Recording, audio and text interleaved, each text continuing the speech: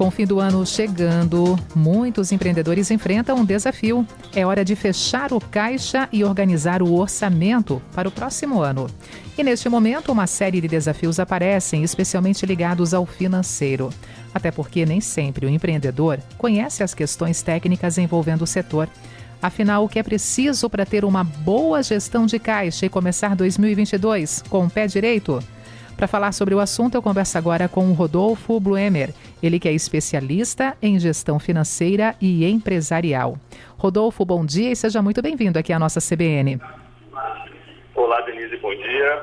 Bom dia para você e para os ouvintes e obrigado pela oportunidade de falar com vocês. Pois é, e uma grande oportunidade para a gente poder aprender muito com você, conhecer mais aqui o dia a dia desse campo, né, dos desafios envolvendo os empreendedores.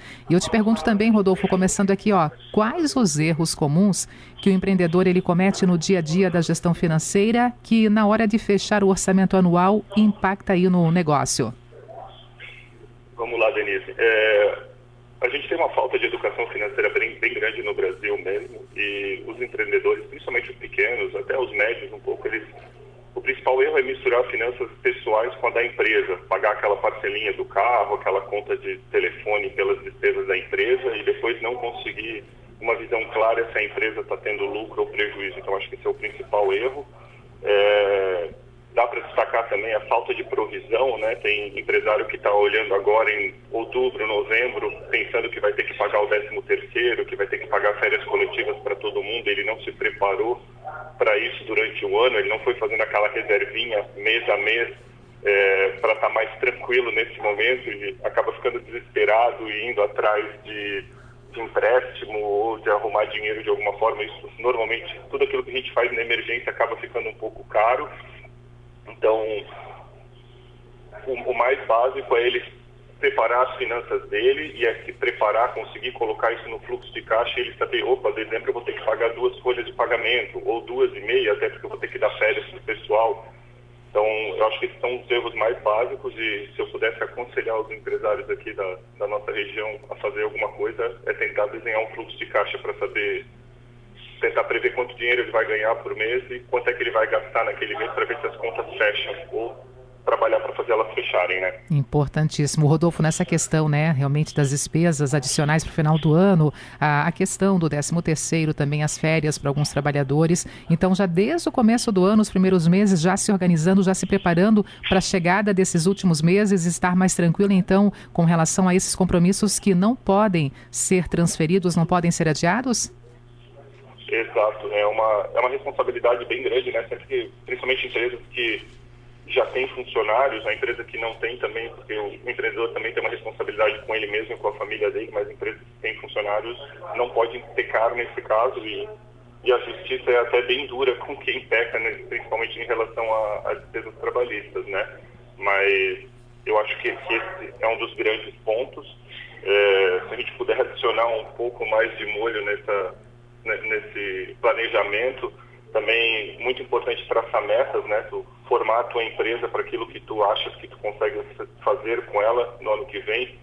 É muito comum também o empresário olhar e falar, minha empresa tenho que faturar o triplo no ano que vem, o que normalmente é uma meta muito difícil de ser conquistada, e o empresário tentar transformar a empresa dele para faturar o triplo, ele não consegue e acaba tendo despesas maiores do que as receitas, ou seja, acaba gastando mais do que ele consegue colocar de dinheiro para dentro da empresa. Rodolfo, você começou falando que um dos erros mais corriqueiros é realmente misturar, né, financeiramente os gastos pessoais com os gastos da empresa. Isso falando, claro, no empresário, no empreendedor.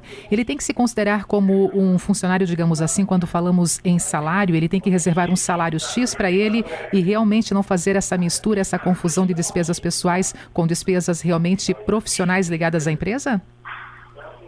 Sem dúvida nenhuma, é bem básico isso, né? Então, a gente sabe que toda empresa é feita para dar lucro, todo empresário um dia sonha em ter um pouco menos de atividades que ele tem que executar na empresa. Então, se o padeiro abre uma padaria, no começo é ele quem faz o pão, mas ele sonha um dia ele poder ter uma equipe fazendo isso. Mas, independente do momento que ele está de execução, ele tem que destinar um salário para ele. Normalmente, na empresa que está começando, o empresário tem que destinar o mínimo possível, olhar e falar, não, para eu me manter, para eu fazer as coisas, eu preciso de no mínimo, sei lá, 3, 4 mil reais por mês, ou até menos do que isso.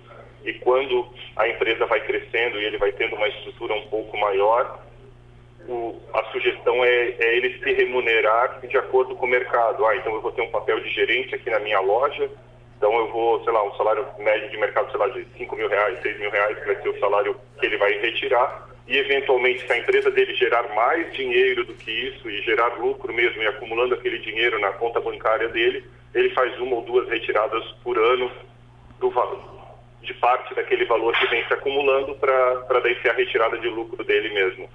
Mas desassociar essa imagem de que o sócio, por estar trabalhando na empresa, ou o proprietário da empresa, por estar trabalhando na empresa, pode tirar todo o dinheiro que ela gera todo mês, é muito importante. Ele tem que se colocar realmente como, se ele é o sócio que está trabalhando, ele tem que colocar como um valor de mercado no máximo para ele. Então, se um gerente custa 5, 6 mil reais, ele vai ganhar 5, 6 mil reais por mês. Rodolfo, outra questão também, como manter aqui a empresa com os aumentos constantes que a gente vem acompanhando, sendo repassados para os produtos ali, quando são ainda produzidos, né? E depois, claro, também sendo repassado isso para o consumidor final. Mas como manter a saúde financeira das empresas diante desse mercado cada vez mais assustador economicamente falando?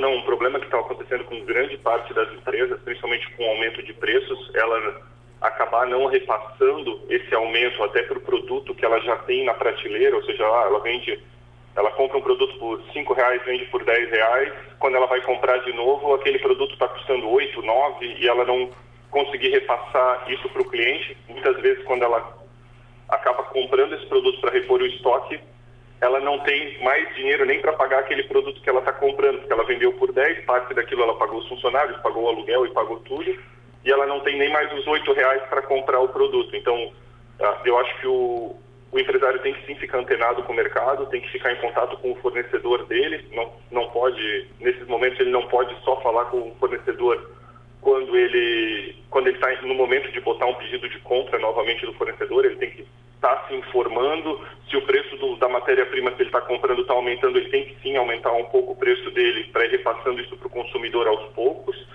e vai negociando, né? A gente sempre fala que o planejamento tem que ser feito, mas a gente vai adaptando ele ao mercado, aquilo que está acontecendo. Não é só falar, meu produto custava R$10, agora eu vou vender por 20, pronto. Tem que ver se o mercado absorve isso, e o jeito mais fácil do mercado absorver é ir passando isso aos poucos. Então, cada momentinho que vai aumentando, repassa um pouquinho de aumento e vai testando como o mercado acaba ali. Mas a tendência com o aumento de preços realmente é a quantidade vendida da empresa dar uma quedinha mesmo. Então, minha sugestão para esses constantes aumentos é repassando aos pouquinhos para o mercado e testando quanto o mercado consegue absorver. Pois é, diferentemente do que a gente observa na questão combustível, né? Mais um aumento aí confirmado, já o segundo em menos de um mês, envolvendo o anúncio da Petrobras. E claro que a questão consumidor final sendo impactado diretamente, mas tudo isso também passa pela produção, passa também pelo desempenho financeiro, saúde financeira das próprias empresas, quando falamos também em altas como do próprio combustível. Isso tem que ser levado também em consideração, né, Rodolfo, na parte financeira de cada empresa, né? O combustível é uma questão especial até pelo monopólio que a Petrobras tem hoje, né, que acaba gerando uma falta de competitividade.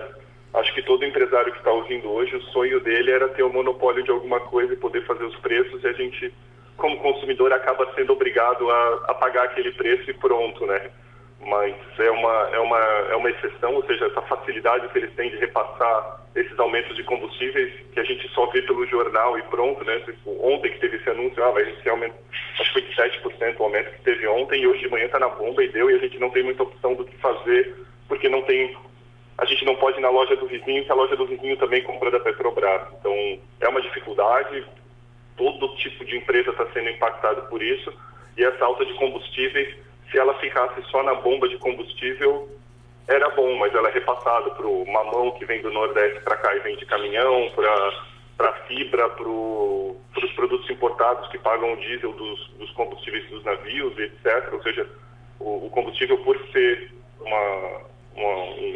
um insumo básico para toda a indústria, para todo mundo, ele acaba impactando todo mundo de todos os negócios, até Até o prestador de serviço que vende Uber, ele acaba tendo um custo maior porque o Uber aumenta o custo por causa do combustível. Então é terrível mesmo, mas o do combustível eu não tenho muita sugestão para te dar, não. Terrível, mas real, é o nosso dia a dia, né, Rodolfo?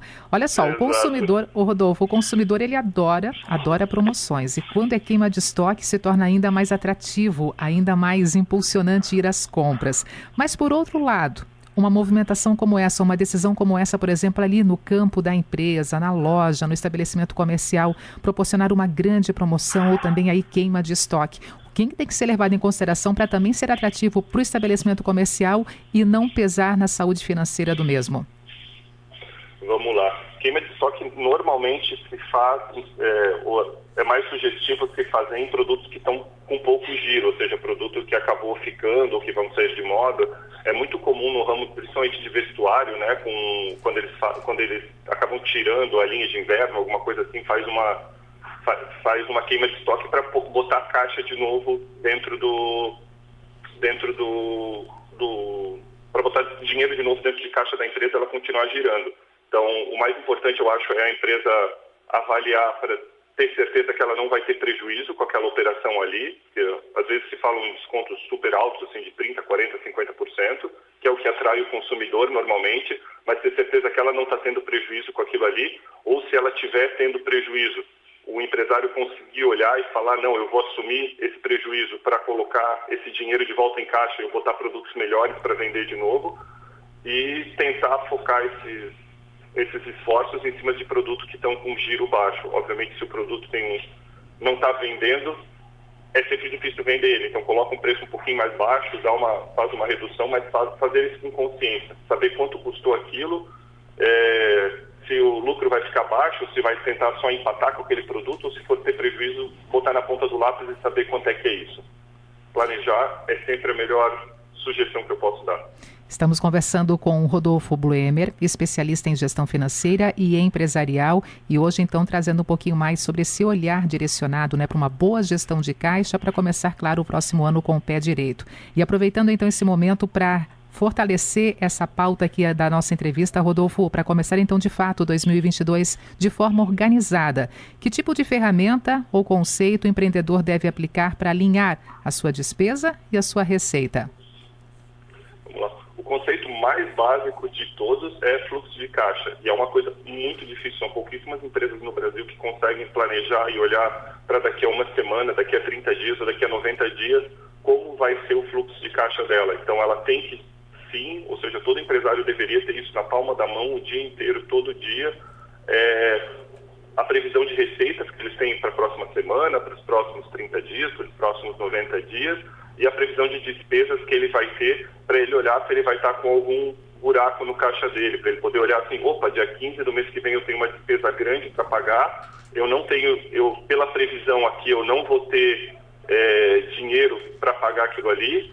Daí ele sim pode tomar uma decisão de fazer uma queima de estoque ou de fazer alguma movimentação de promoção para vender um pouquinho mais, para botar esse dinheiro em caixa para ele não ficar no vermelho lá no banco e acabar usando um cheque especial ou alguma coisa assim que acaba daí custando realmente super caro, que todo mundo já conhece o custo de crédito no Brasil. Então, se eu pudesse sugerir só uma coisa, eu falaria para a empresa conseguir olhar o fluxo de caixa dela. Depois viriam outros fatos, como planejar o tamanho que ele quer que a empresa dele tenha no ano que vem, montar uma estrutura de custos para ele conseguir precificar os produtos dele para pagar a conta toda do andamento da empresa. Mas eu acho que o principal diferencial de uma empresa bem organizada ou desorganizada é conseguir ver o fluxo de caixa dela. Então, seria um passo enorme para a grande maioria das empresas do Brasil. E hoje já é possível encontrar no mercado aqui gestão financeira terceirizada. Eu te pergunto, quais são os benefícios de uma gestão financeira terceirizada e quando o empresário pode recorrer a esse serviço? Vamos lá. Esse serviço de gestão financeira terceirizada, os dois principais objetivos dele, é dar essa informação que eu comentei contigo para o empresário ter o desenho de fluxo de caixa, saber como é que está a geração dele, de onde está vindo o dinheiro e quanto dinheiro está vindo e ter exatamente no centavo para onde esse dinheiro está indo, quanto é que está sendo gasto na folha e tudo mais.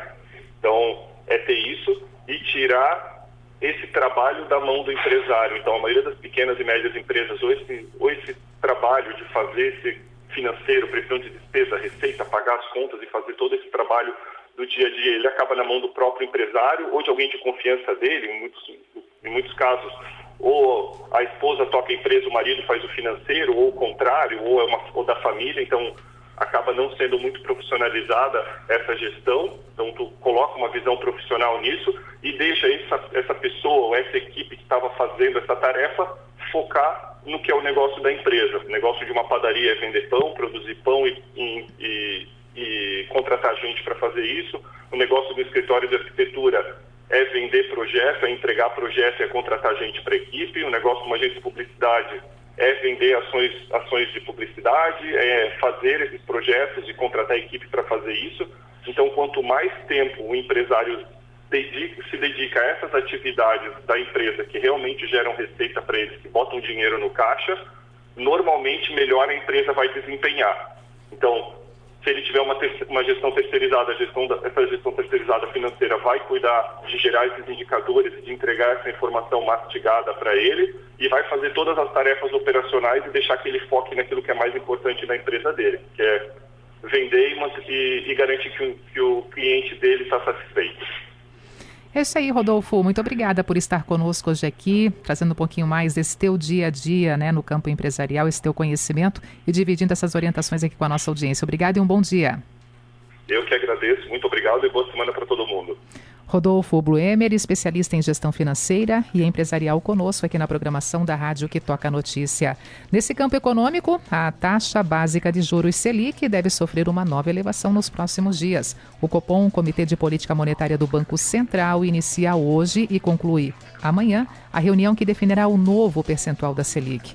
A previsão inicial era de uma elevação de 1 ponto percentual, porém, com o anúncio de que o governo federal pode extrapolar o teto de gastos para pagar o Auxílio Brasil, benefício que substitui o Bolsa Família, no valor mínimo de R$ 400 até o fim de 2022, fez especialistas do mercado financeiro elevarem a projeção, envolvendo aí uma nova alta, possivelmente uma nova alta da taxa básica de juros, a Selic.